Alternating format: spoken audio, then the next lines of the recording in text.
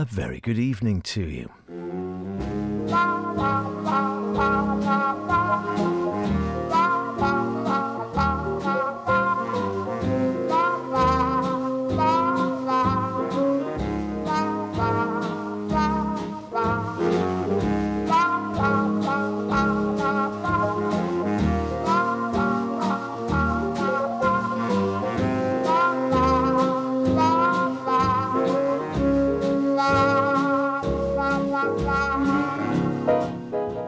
And welcome along once again to Sweet and Swing here on Max Radio.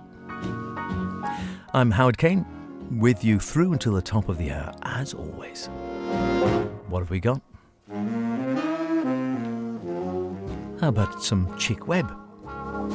Not heard from Chick for a while. Bit of Mel Torme digging into that double CD from Avid. More from our friends Ensa, Oscar Peterson. And to start off, you know what? I've told every little star.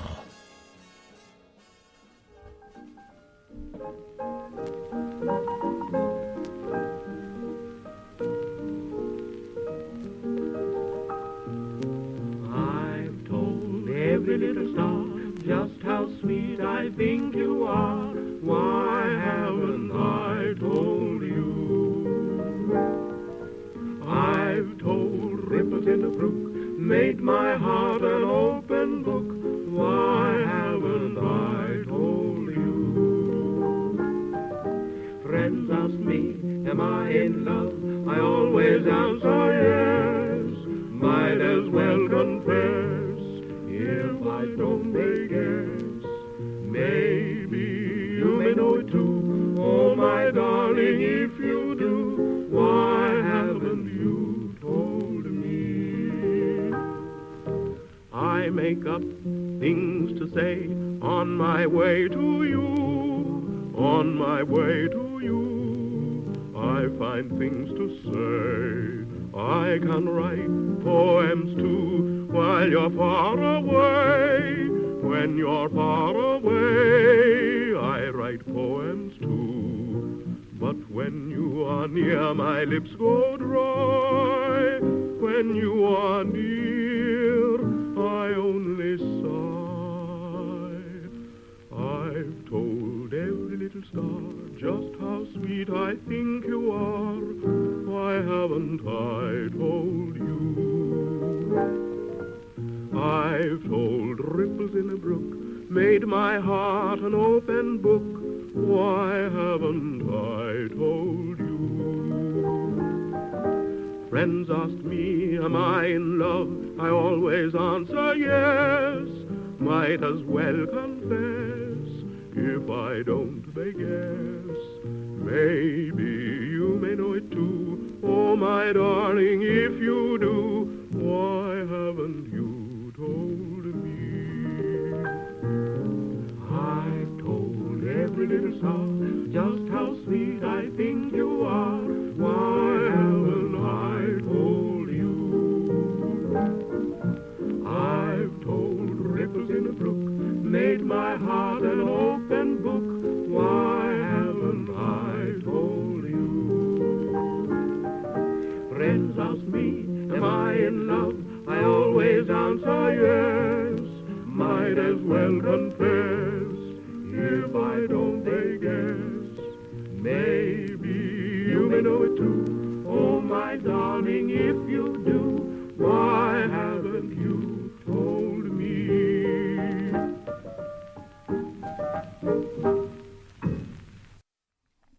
Good as way as any to get going, I suppose, isn't it?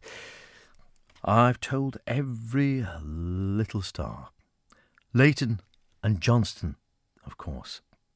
Remember them? Maybe not. Who would? Very handsome looking pair. Great picture I'm looking at of as we were listening to that, of the pair of them looking incredibly dapper in smart overcoats, lovely Trilby or Homburg style hats, both carrying canes. Very elegant looking. Vocal duo, of course, Americans, big in the 20s and 30s. There might have been 30 as well. Turner Layton and Clarence Tandy Johnston. And They moved to New York in the 1920s and then moved to England a couple of years later, which is where they found great success. And between 1924 and 1935, they sold, wait for it, 10 million records. Over 10 million records, to be exact.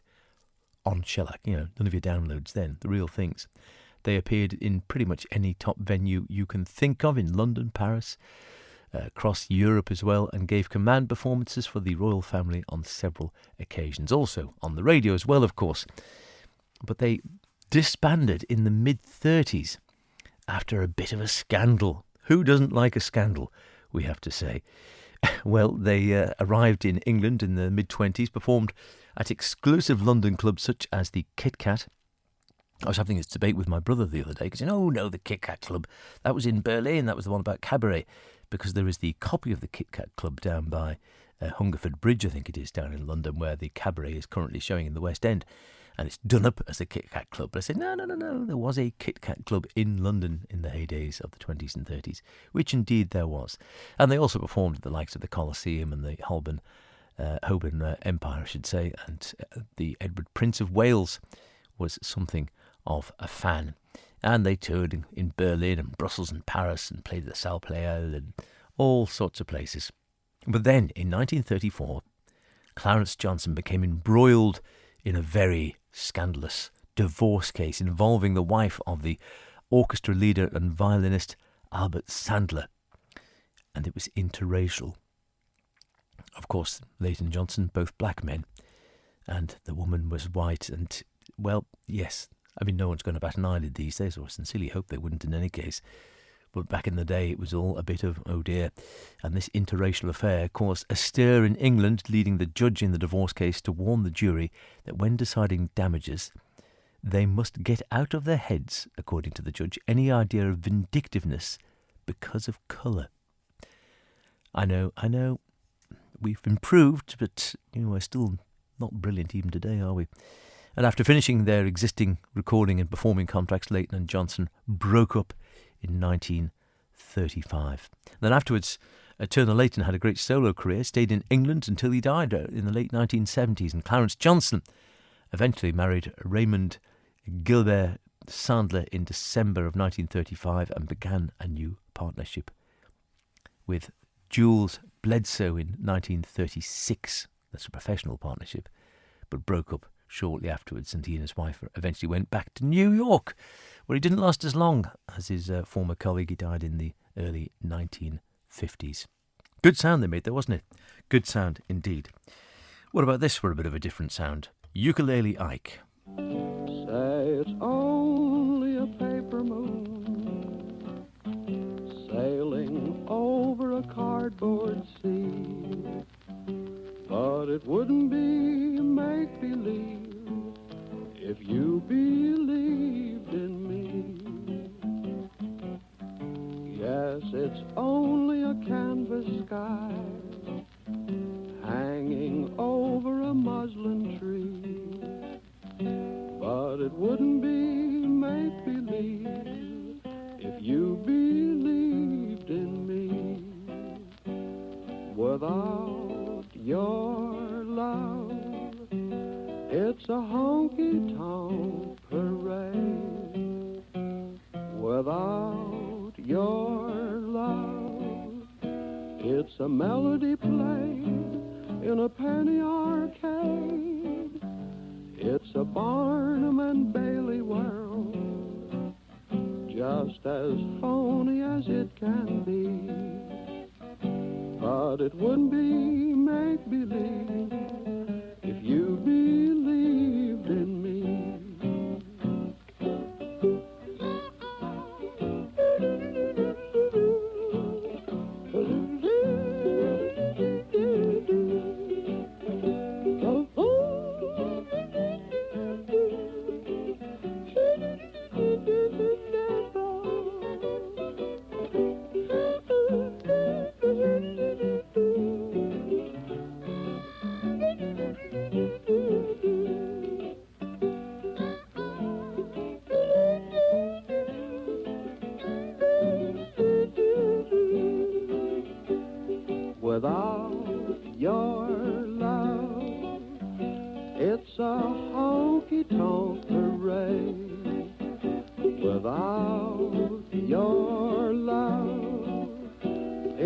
melody played in a penny arcade.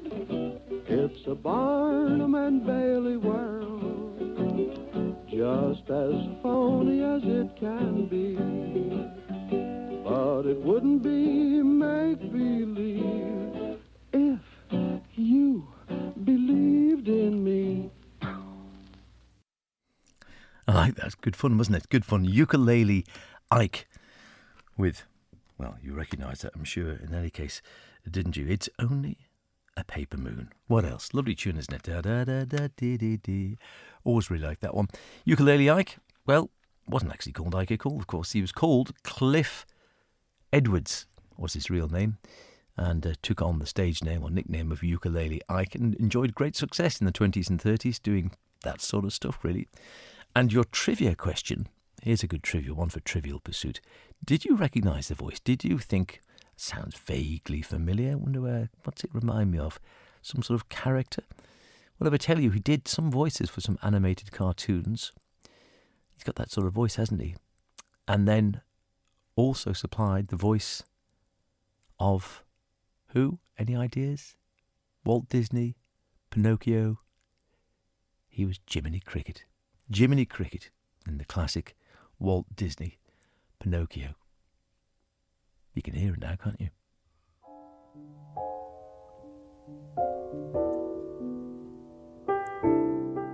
I promised you a bit of Oscar Peterson. Here he is. I loves you, Porgy.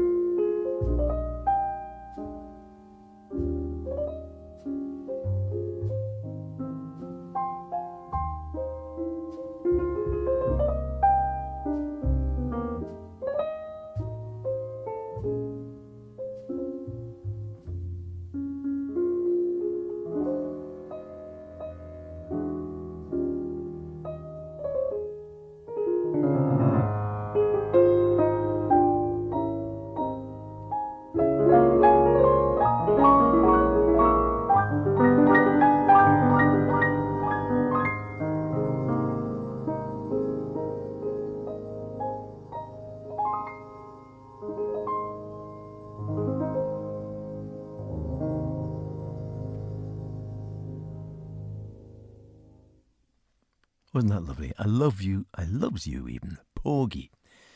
Not I love you, Porgies. I loves you, Porgy. Given a wonderful interpretation there by Oscar Peterson, a man who I had the great delight to see twice. The first time was wonderful, I think, with the guitar player, and also I think it was Ray Brown on bass, Herb Ellis, I think, and Ray Brown the first time I saw him. Both times at the Royal Albert Hall in London, and the second time was the last time he was in England, sadly, before he died, and by that stage he'd had a stroke and one of his hands wasn't really working that well, and also his clearly had been affected, I think, mentally, in that he sort of got confused and called the same tune a few times and did seem very sort of confused about the numbers they were playing and such like, which was rather sad to see. Happily the place was packed simply because people were there knowing it was the last chance they were going to have to see the great man, so I think people would have forgiven him anything, and he could still play when he got going. It was just a case of knowing what it was coming up, I think, on the set list sometimes. But yeah, wonderful player and sadly missed. But if you're a fan, oodles and oodles of wonderful Oscar Peterson recordings knocking round. If you ever see Tracks, is one of my favourite solo piano, wonderful stuff. More at the modern side of the spectrum, I'd say, than in the sweet and swing nostalgia side, but terrific stuff. And Reunion Blues, again, if you like, a good swinging album, certainly recommend that one.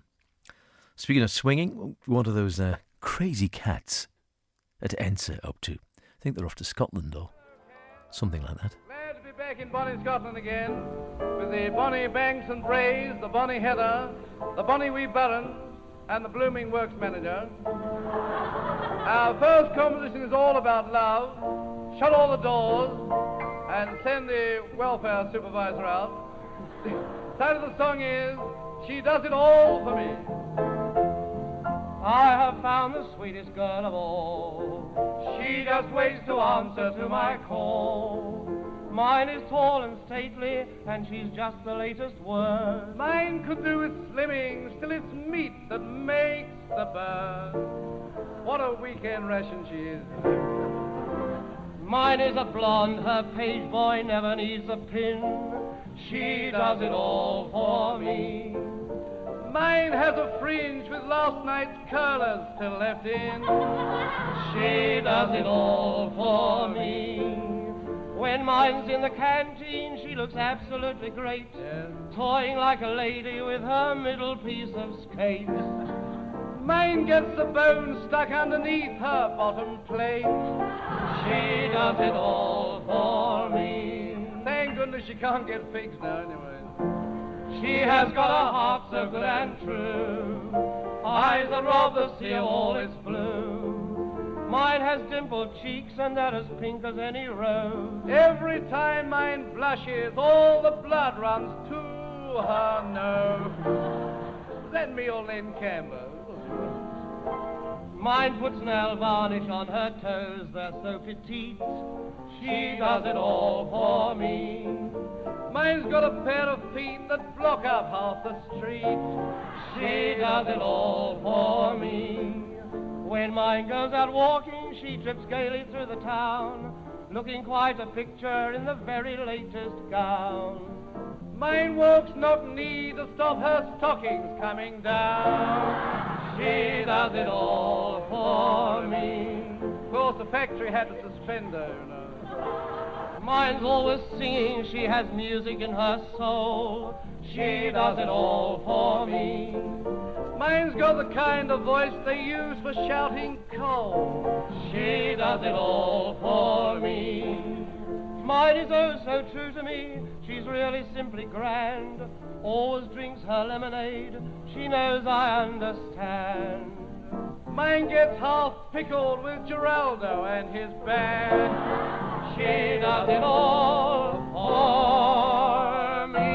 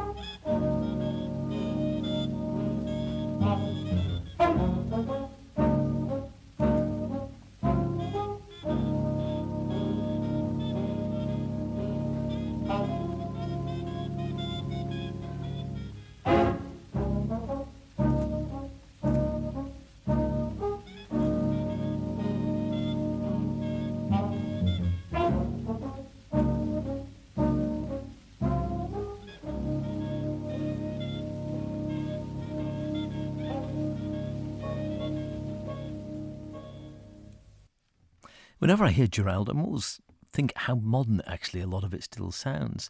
I mean, it goes right the way back and certainly into the swing era, but in the sort of latter part of his career, there definitely was a sort of modernistic sound to it there, and that has sort of echoes of Gil Evans or something like that there a little bit, doesn't it? Or a bit of Duke Ellington or something along those lines.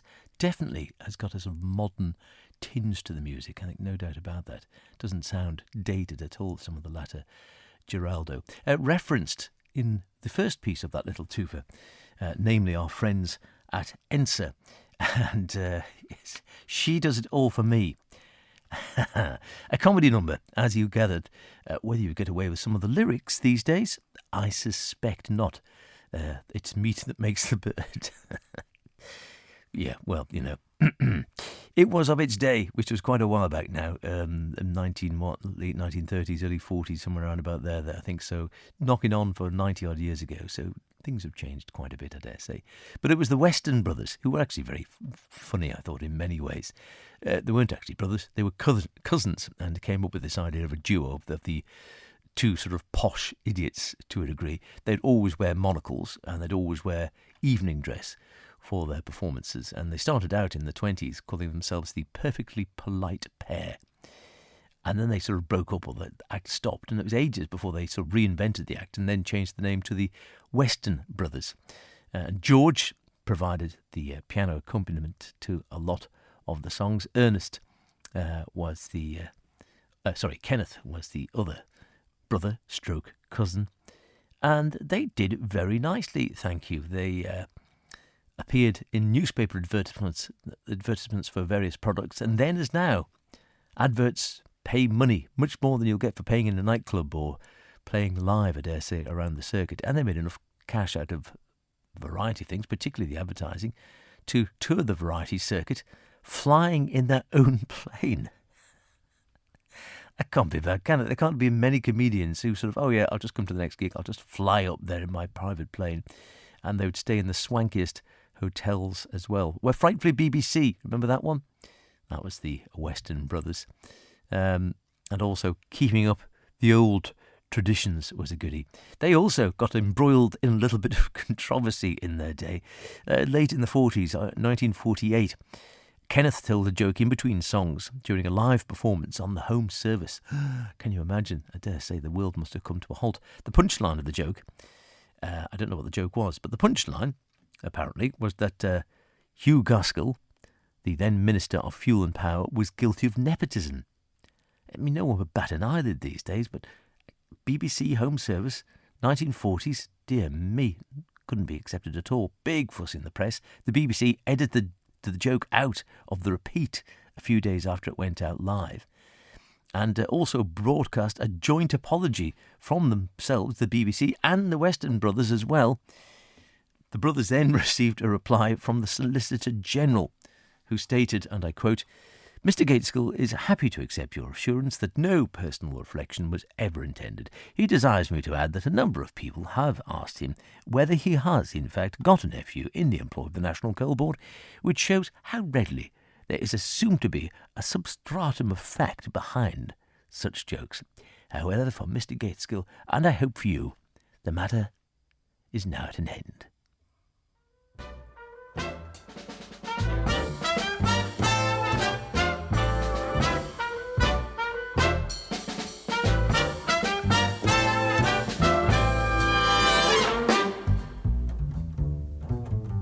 Holding hands at midnight, 'neath the starry sky. Nice work if you can get it, and you can get it if you try.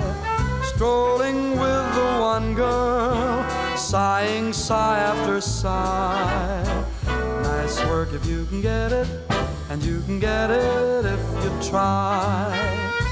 Just imagine someone waiting at the cottage door, where two hearts become one. Who could ask for anything more? Loving one who loves you, and then taking that vow. Nice work if you can get it, and if you get it, won't you tell me how?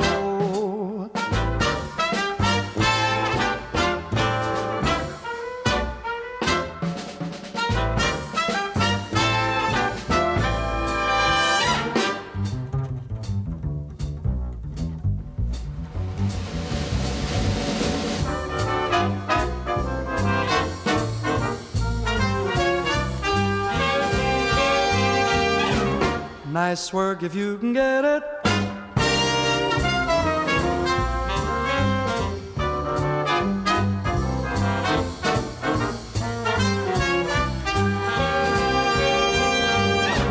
Nice work if you can get it. The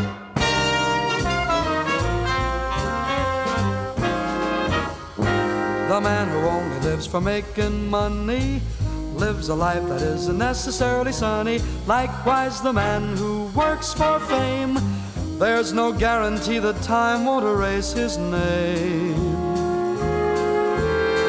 The only work that really brings enjoyment is the kind that is for girl and boy meant. Fall in love, you won't regret it. That's the best kind of work if you can get it.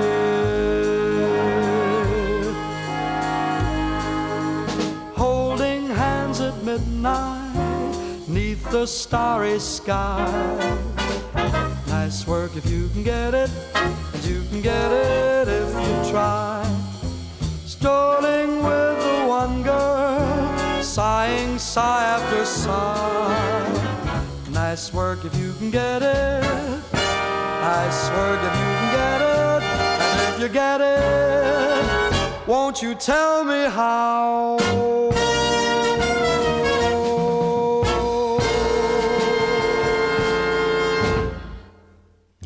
Wonderful stuff. Mel Torme. Nice work if you can get it. We've been digging into this one there, well, once or twice really. 3 times possibly now, I don't know, but we're keeping this double CD from our friends at Avid. Collection 4 classic albums, and that one I think is from Mel Torme sings Fred Astaire. Always a favourite of mine. Nice work if you can get it. Mel on vocals and their great band there, led by Marty Paich, who did a great arrangement of Art Pepper. Have you ever heard that? Art Pepper plus 11.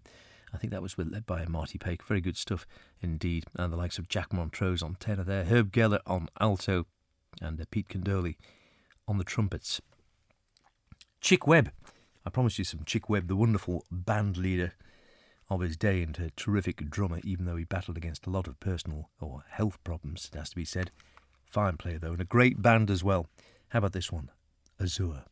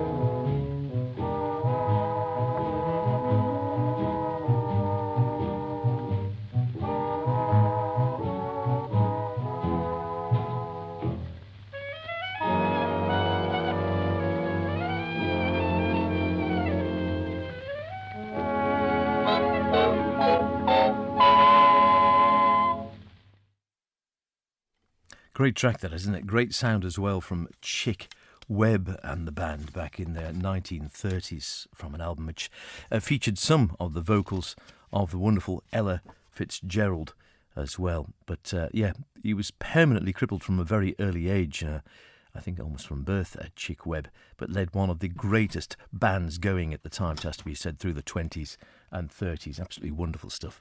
And you can tell really there again, there was that sort of modernistic feel to a lot of it, which really led on to a lot of the sort of bands that followed afterwards, and a fine sound, and a lovely chap from all accounts, and that he was a great employer, and even in latter stages of his career when he was really suffering health-wise, he kept the band going simply because he knew otherwise around the time of the Depression such like, and when things were hard, that a lot of his instrumentalists wouldn't have work if he didn't have the band going.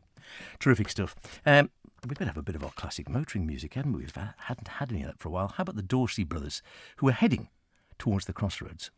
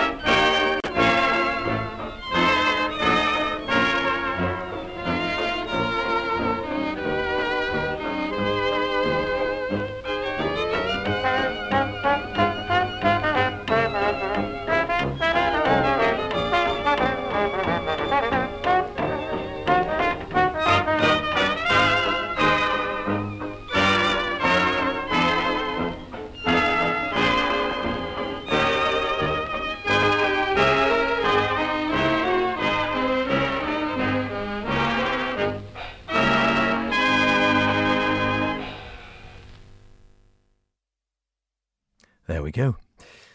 At the crossroads. Well, where else would you be? It's our motoring song for the week. Classic motoring music on the right road. And in that case, the road was the crossroads. Who was there? Well, it was actually the Dorsey brothers. Early Dorsey brothers. You wouldn't recognise them, would you? I wouldn't anyway. 1928. And Smith Ballou telling us all about the crossroads, who I think was an actor and mostly an actor, but also a bit of a singer and something of an orchestral leader as well, an all-rounder. And what a great name, Smith Ballou. No relation to, I think, Baloo the bear in Jungle Book, as far as I'm aware.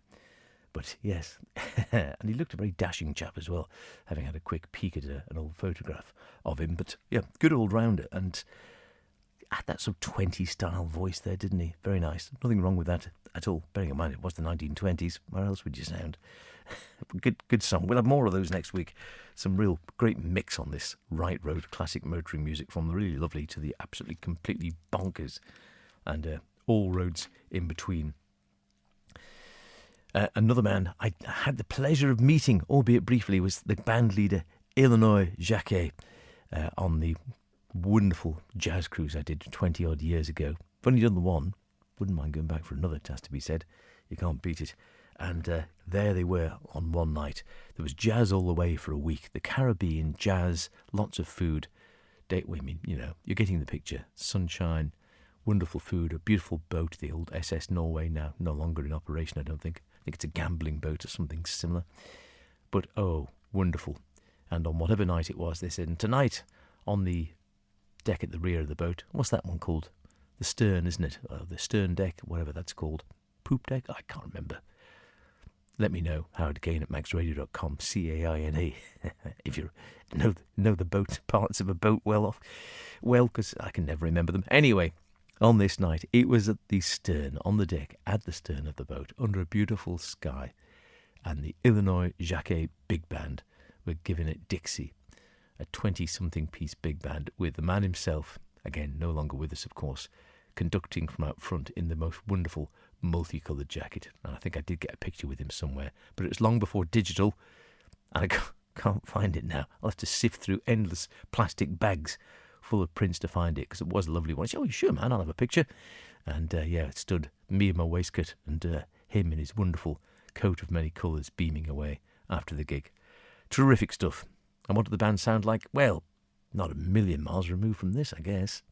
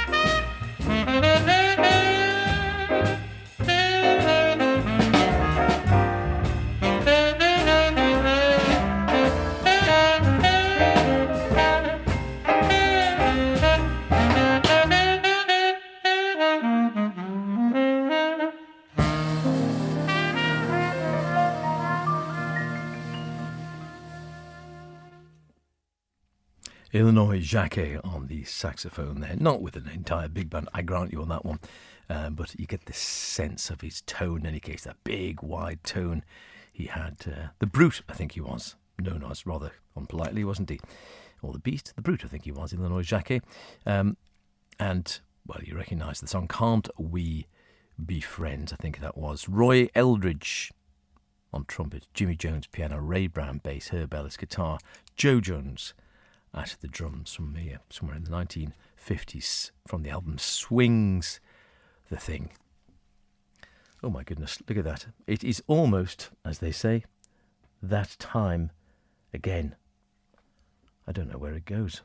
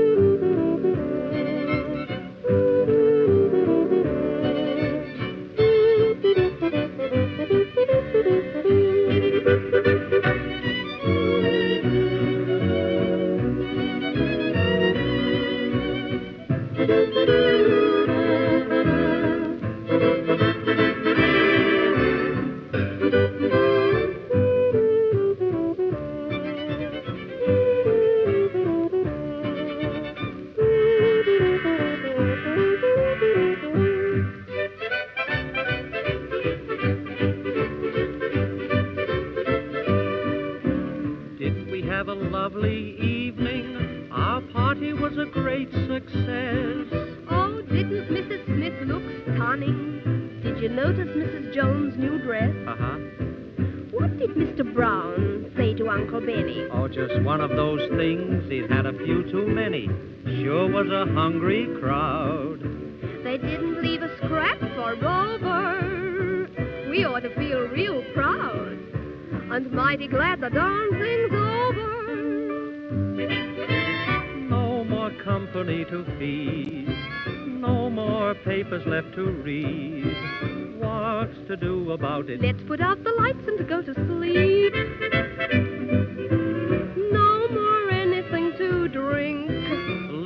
Those dishes in the sink. What's to do about it? Simply nighty-night and so to sleep. You're waiting for me now to say I love you more and more and more, dear. You're looking younger every day. You never were so sweet before, dear. No more money in the bank. No cute baby we can spank. What's to do about it? Let's put out the lights and go to sleep.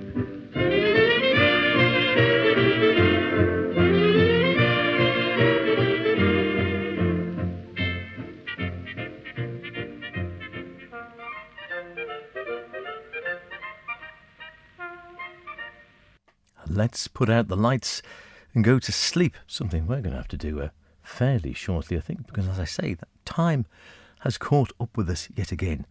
I don't know how it happens one way or another. You might have recognised Sam Brown on the vocals there in 1932 with Nona Wynne was the female vocalist, if you recognised her. Australian actress again. I think she was called something like the flute or the human flute. She had a huge range which she employed very effectively, and very nice sort of rounded tones as well, singing there with Ambrose, I think it was. Was it again? Yeah, it was Ambrose back in fairly early 1932. Nice little song as well.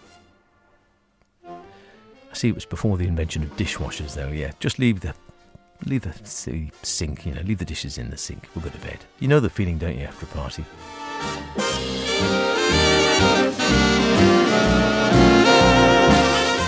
Although, of course, if you have got a dishwasher, you can load them all night before.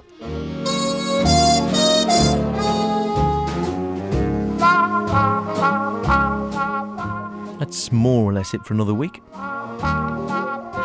as we head towards Christmas. I know, I think you can say it now. It's going to be December in a few days, Christmas cards, a few trees already up.